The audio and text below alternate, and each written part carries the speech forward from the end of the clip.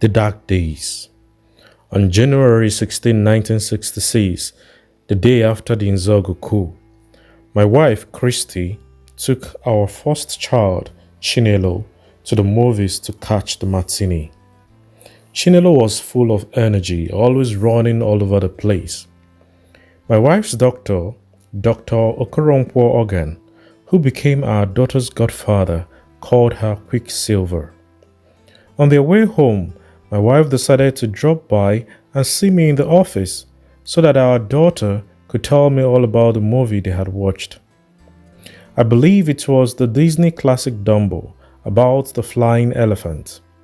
As they approached the Nigerian Broadcasting Corporation, they saw the soldiers around but did not know what was happening.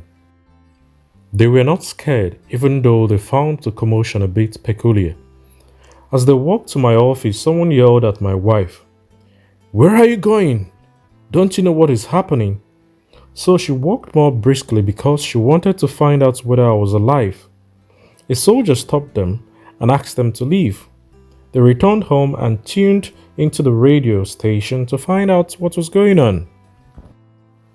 People were standing on the street in small groups, listening to the radios of street newspaper vendors. There had been a coup, the radio announcers said, at which point there was an initial period of spontaneous, overt jubilation. The story of the coup and how it happened started leaking out, first from the military barracks and then from the international media. There was a great deal of anxiety among the general populace. Everyone wanted to find out exactly what had happened in Kaduna, Lagos, Ibadan, and elsewhere the night before, though apparently not much action had been seen in Enugu, the capital of the eastern region. The initial vacuum of information was filled with gossip, innuendo, and fabricated accounts that magnified the confusion throughout the country.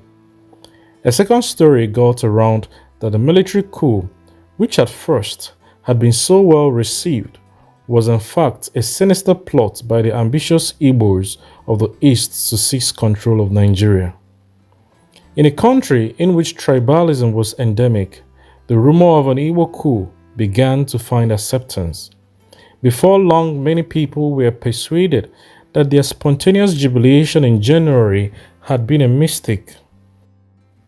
A Nigerian poet who had dedicated a new book to the heroes of 1966 had second thoughts after the counter-coup of July, and he sent a frantic cable to his publishers to remove the dedication.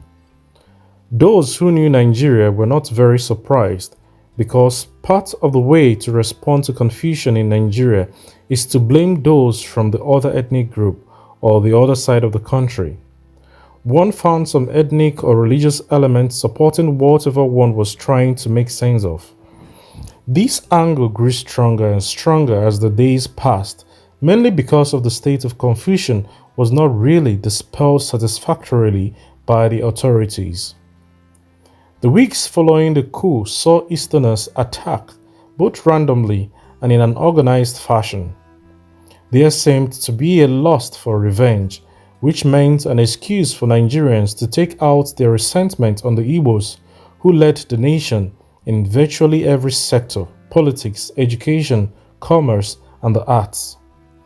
This group, the Igbo, that gave the colonizing British so many headaches and then literally drove them out of Nigeria, was now an open target, scapegoat for the failing and grievances of colonial and post-independence Nigeria. It was a desperate time. Soldiers were being used by elements in power to commit a number of crimes against Igbos, Nigerian citizens. Military officers were rounding people up and summarily executing them, particularly in the north. We were told by victims fleeing the pogroms. There was a story of hoodlums looking to hunt down and kill Dr. Okechukwu Ikejiani, who was the chairman of the Nigerian Coal Corporation. Dr. Ikejiani escaped the grasp of these thugs by dressing up as a woman and crossing the Nigerian border to Dahomey, today's Republic of Benin. In Lagos, where we lived, Soldiers were also used in targeted raids of certain people's homes, including our own. It happened that my wife and I had moved recently from Milverton Street to Tumble Road after my promotion to Director of External Broadcasting. Fortunately for us, the soldiers went to Milverton Street to our old house to search for me. Some may wonder why soldiers would be after me so fervently. As I mentioned, it happened that I had just written A Man of the People, which forecast a military coup that overthrows a corrupt civilian government. Clearly, a case of facts imitating fiction and nothing else. But some military leaders believed that I must have had something to do with the coup and wanted to bring me in for questioning. Eventually, my family and I left our tumbled house, a painful decision. We had moved into it after we were married. It was located in Ikoyi, a nice section of town overlooking the lagoon. I remember receiving important visitors in our home, such as the great African American poet Langston Hughes, who stopped by during one of his famous African tours. I have a favorite picture of the two of us from that period, standing near a palm tree on the lawn of that lovely residence. We found refuge in an old friend's house, Frank Carlson, the British Council representative in Lagos, whose intervention literally saved our lives.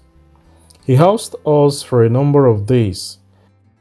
Mr. Carlson had been the British Council representative in Accra, Ghana, and had invited me to give a lecture there before he came to Lagos.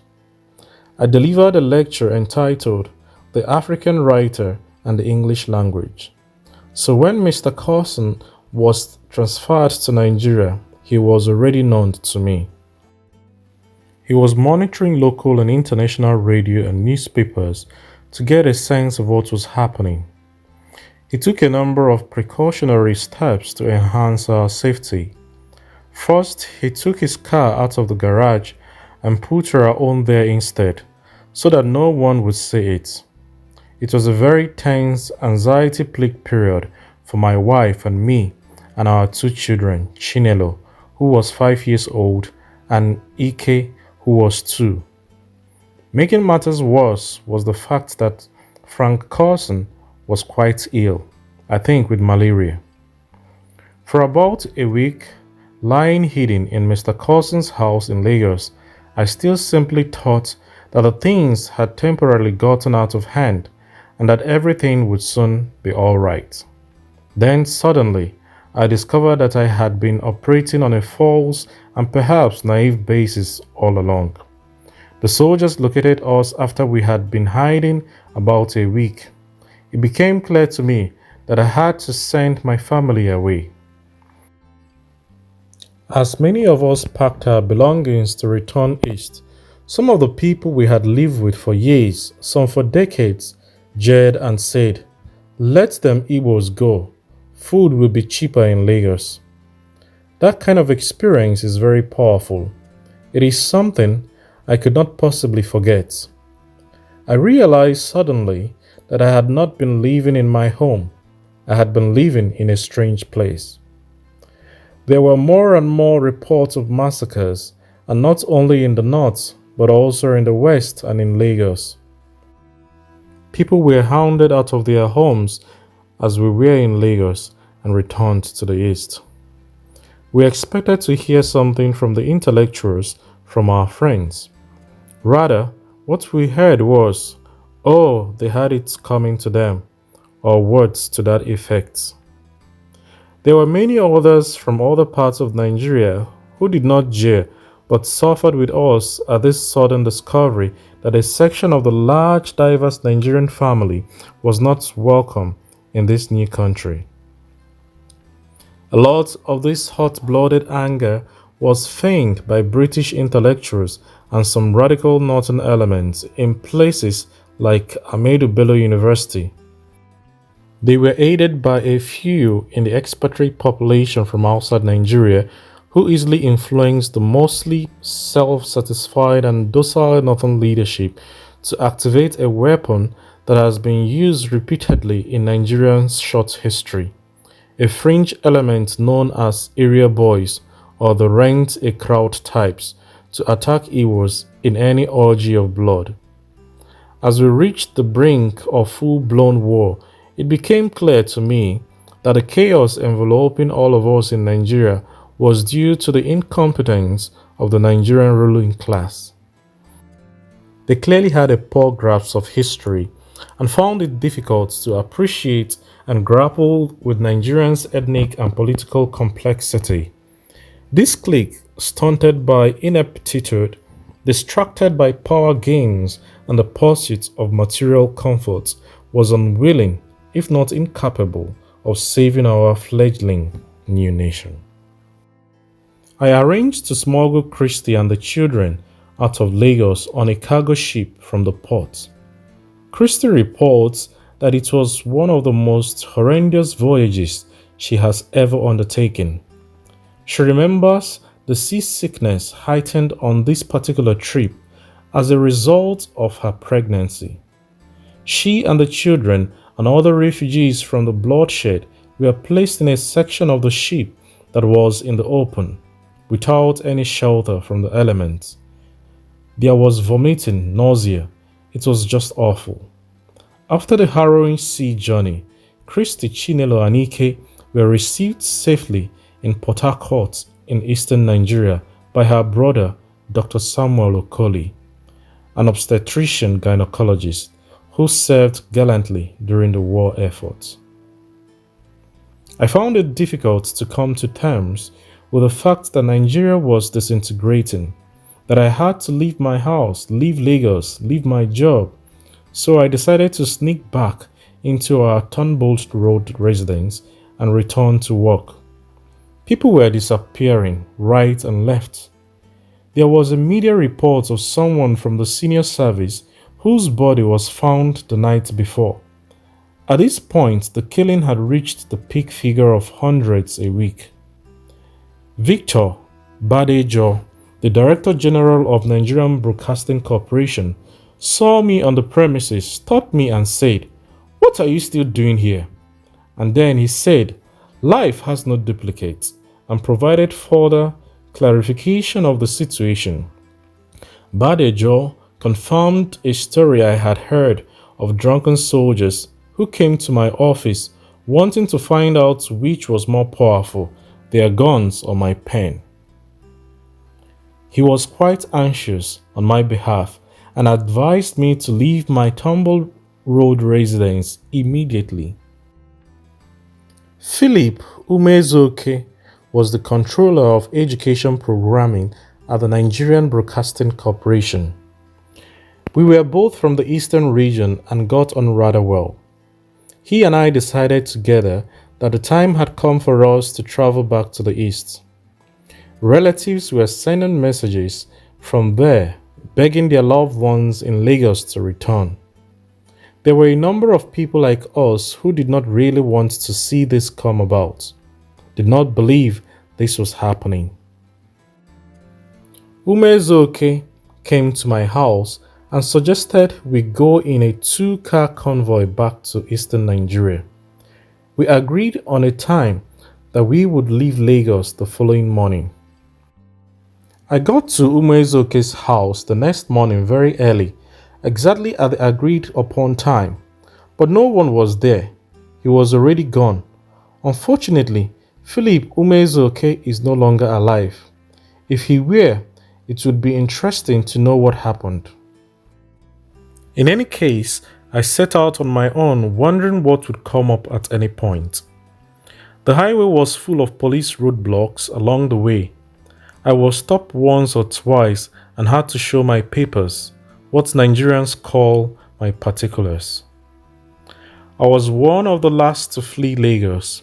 I simply could not bring myself to accept that I could no longer live in my nation's capital, although the facts clearly said so.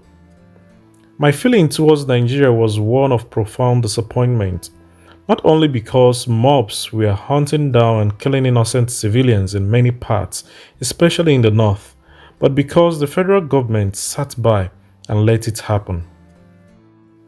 The problems of the Nigerian Federation were well known, but I somehow had felt that perhaps this was part of a nation's maturation, and that given time we would solve our problems. Then suddenly, this incredible horrific experience happened, not just to a few people but to millions together. I could not escape the impact of this trauma happening to millions of people at the same time. Suddenly, I realized that the only valid basis for existence is one that gives security to you and your people. It is as simple as that. When I finally got to Benin City, which is located roughly halfway from Lagos to Igbo land in the Middle West region, there was a distinct atmospheric change. The fact that the Midwest was a neighbor of the East meant that at this point there were Midwestern Igbo policemen. It is important to recall that during this period in Nigerian history, the Igbos had large numbers in the police force but not in the army, where their numbers were concentrated in the officer corps. Crowds of policemen recognized me when I got to Benin City and cheered, saying, "Oga, thank you," and let me through to continue my journey without incident to Onitsha Bridge and over the Niger River to the east. It is pertinent to note that within the military, there had been for at least half a decade preceding the coup a great sense of alienation from and disillusionment with the political class in Nigeria. They shared that feeling with a growing number of ordinary Nigerians and clearly with the writers and intellectuals. The political class, oblivious of the growing disenchantment permeating literally every strata of Nigerian society, was consumed with individual and ethnic pursuits and with the accumulation of material and other resources. Corruption was widespread, and those in power were using every means at their disposal, including bribery, intimidation, and blackmail, to cling to power. Many within the military leadership were increasingly concerned that they were being asked to step in and set things right politically. In the first 6 years of its post-independent existence, Nigeria found itself calling on the armed forces to quell two thief riots in the Middle Belt, crush the 1964 general strike, and re-establish order following regional elections in the Western region in 1965. In hindsight, it seems as though President Azikiwe may have been aware of the sand shifting beneath the feet of the political class, and he tried to gain the support of the military brass during the constitutional crisis following the 1964 federal general election. The failure of Azikiwe's attempt, perhaps, should have been the first sign to many of us that trouble lay ahead of our young nation.